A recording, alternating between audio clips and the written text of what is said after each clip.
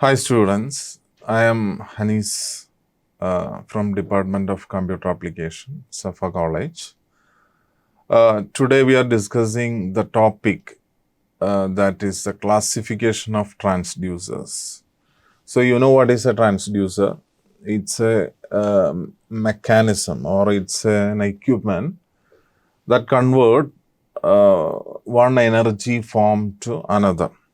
That already we know. And today we are going to discuss the classification of transducers.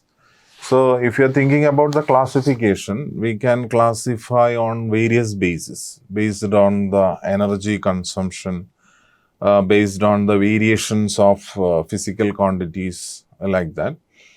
Actually, today I am going to discuss the classification of transducers based on the physical quantity, that is which physical quantity is measuring by using the transducer. Okay, actually the main function of the transducer is to do the measurement of physical quantities like pressure, wind, flow, force, like that. Okay, so let me see which are the classifications based on the physical quantities.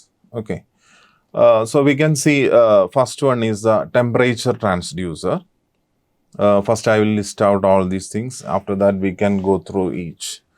Then the second one is pressure transducer. Then third one is the displacement transducer and level transducer.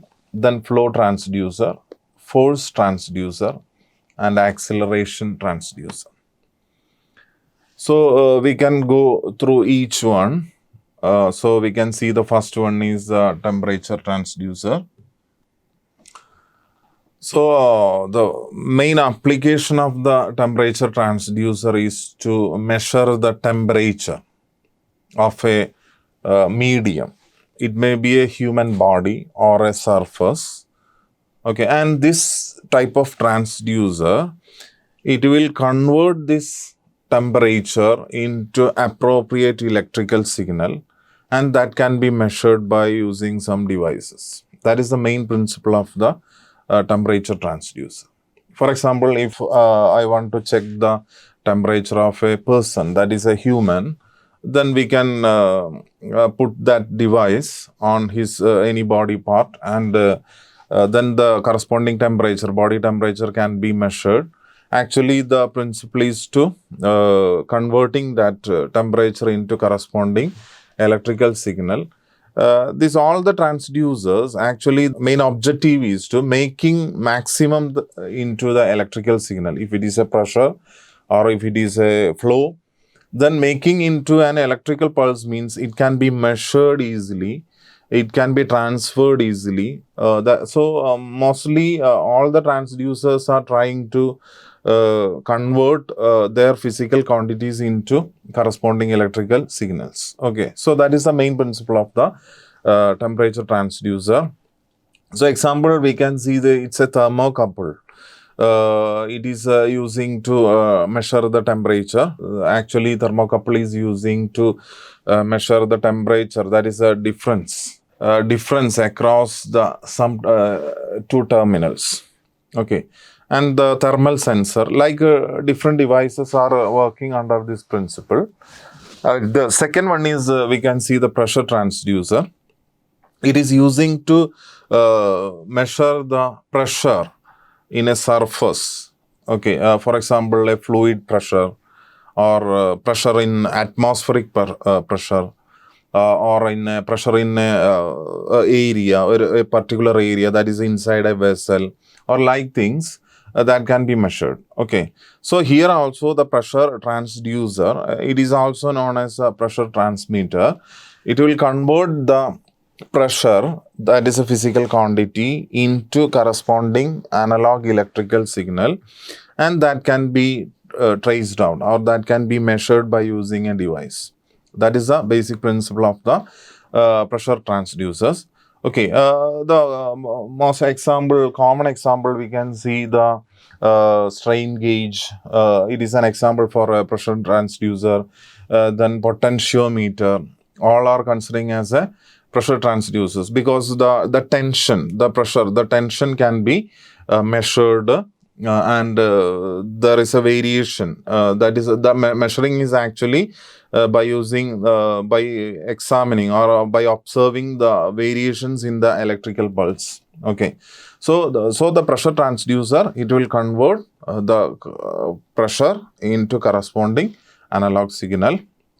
That is the second type of transducer based on the physical quantity classification. And the third one, we can see the displacement transducer. Displacement, we know that is the distance between 2 points, okay, without any direction. If you are considering the distance between these some points, for example, 2 places or 2 objects, like any displacement, the distance, that is considering as the displacement. And in sometimes we have to measure the displacement also. Okay, that is from 2 objects. If you want to measure the distance between the 2 objects, okay, then in such cases we are using a displacement transducer. Here also, that is the measuring is what the corresponding displacement. For example, if you are considering 2 objects, one is moving, one is not moving, one is stationary, and if I am moving that object, okay, how much distance I moved that object, that can be measured by varying the electrical signal. That is, this displacement can be converted by using some theories in physics. We can convert this displacement into corresponding voltage. Okay, and by measuring that voltage, we can say how much I moved that object, okay, or how much the displacement of that object from the stationary object to movable object. Okay, so that is the use of the displacement transducer. Then the fourth one, that is a level transducer. Level transducers are we are using to measure the levels of the fluids or the solid substance. Okay, measure of the air, how much air. Like mostly we are using to measure the level of fluids. For example, in electrical projects, that is power producing projects and dams, then water tanks. In all the cases, we can use the level transducers. So it will check how much the level of the fluid, how much the level of the, for example, water level or the fluid level, how much it is. That is here also. That level sensors that will convert that level quantity into the corresponding electrical signals.